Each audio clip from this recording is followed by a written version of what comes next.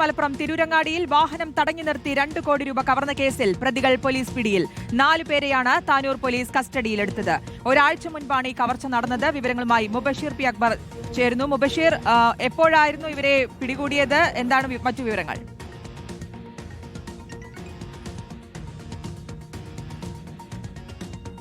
ശ്രുതി, ഇന്നാണ് ഈ പ്രതികളെ പിടികൂടിയത് എന്നുള്ളതാണ് നിലവിൽ പോലീസ് ഉദ്യോഗസ്ഥർ വ്യക്തമാക്കുന്നത്. ഒരാഴ്ച മുമ്പായിരുന്നു ഇത്തരമൊരു സംഭവം നടന്നത്. മലപ്പുറം തിരൂരങ്ങാടി തെയ്യാലിങ്ങൽ ഭാഗത്തായിരുന്നു ആയുധങ്ങളുമായി എത്തിയ സംഘം കാർ തടഞ്ഞു നിർത്തി ഏകദേശം 2 കോടി രൂപയ്ക്കടുത്തുള്ള തുക കവർന്നിരുന്നത്. അൾട്ടോ കാറിലെത്തിയ സംഘം മുഖമൂടിധാരികളായിട്ടുള്ള സംഘമായിരുന്നു ഇത്തരം കവർച്ച നടത്തിയിരുന്നത്.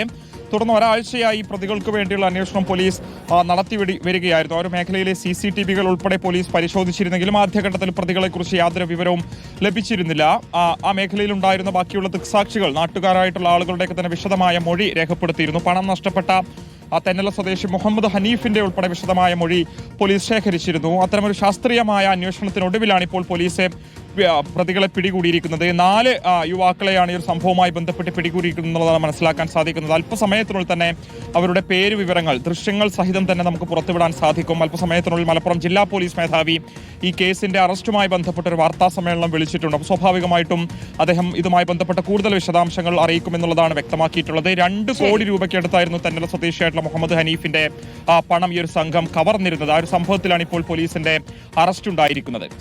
വ്യക്തമാണ്. എന്തായാലും വാഹനം തടഞ്ഞു നിർത്തി കവർച്ച നടത്തിയ സംഘമാണ് പിടിയിലായിരിക്കുന്നത്. വിശദാംശങ്ങളാണ് മുബഷീർ പി അക്ബർ നൽകിയത്.